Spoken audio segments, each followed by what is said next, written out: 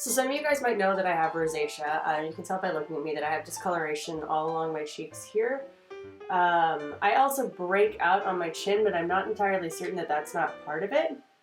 And then I have it here and all on my nose. So I have to use pretty heavy duty foundation to cover that up. One of my favorites is the Makeup Forever Full Cover Foundation.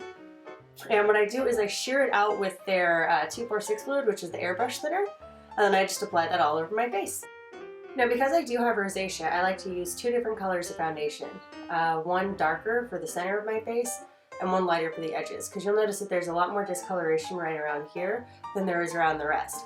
So what that means is as my foundation wears off, I get these patches of red that show through, in addition to the redness on the cheek. So I have to be really careful about how I contour, otherwise redness shows through and it looks really awful. So it's kind of counterintuitive to what everybody's doing right now with all this mega contouring stuff. Be careful about putting it on the edges because as you can see, it's really light for here and dark for here. So I just kind of have to be careful about the way that I blend it. Beauty, teeny beauty, and this is a primer kind of cream eyeshadow thing, and I'm just putting that all over my lid, and that'll create a nice base for everything. So I'm just going to grab a clean fluffy brush and just buff it in. So now using a color called Expensive Pink from MAC, I'm actually going to go in and place that pretty much all over the lid where I just put the mauve color. And it's a pink with a gold iridescence. Now I'm going to take a darker color, which is called Antiqued by MAC, with the same brush.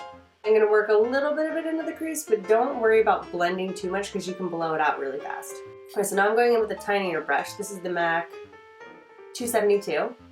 It's like the 217, but it's tapered and it's a little bit smaller, so you can do finer detail work. Okay, so now that we have all these warm colors floating around, I'm going to grab a little bit of Bruin, Concrete, any of that from MAC will work. Just a ashy-ish, charcoaly kind of brown color.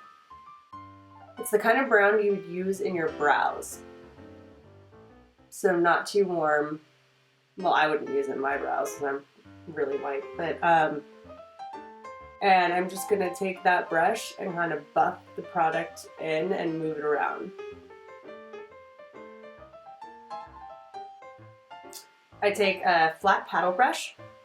I'm going to go in and put a little bit of a light color right underneath my brow. For this, I'm using Max Blanc type.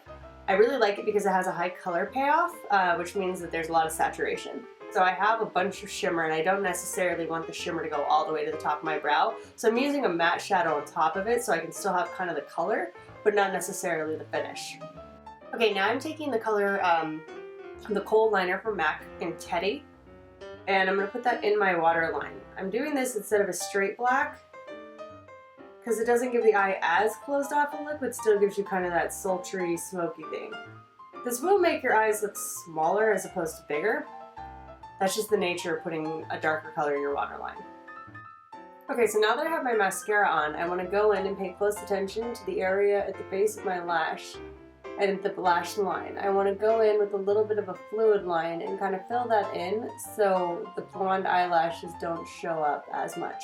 Makeup Forever brush, the 220 straight. This is an amazing brush. All of their new brushes are phenomenal. And I'm putting a little bit of a carbon or just a black matte eyeshadow on top. Just kind of fill it in, and then with whatever's left on the brush, I'm turning it kind of to its side and pulling it up. Okay, so I am super over shimmer on my cheeks right now, especially with my rosacea acting up the way that it is. If I add shimmer on top of it, it's going to make any of that texture show up. So I'm using a matte blush from MAC called Melba. And notice I'm not bringing it higher than the high point of my face, so we're going to contour on that. And so the interesting thing about these blushes is that they really do tend to photograph a lot more orange, or they videotape more orange in HD than they do, than they look in person. This is just a color called Melba from MAC. It's just a nice matte, basic, kind of light pink color. So it's interesting that it's looking this orange on film. Either way, I'm going to go in with a little bit more of the Makeup Forever Full Cover. I like to use these especially with contouring because of my rosacea. I really have to be careful not to put something that's really creamy on top, because then what'll happen is the cream will wear away, the red will show through, and it just looks really messy. So I'm using my favorite brush for this, which is the Real Techniques. I think it's blending. It's not a blending brush. It's too big to be just an eyeshadow brush, but I love using it for contouring. So I go in and I pat a little on top of my cheekbones, and then I just kind of work it up and in.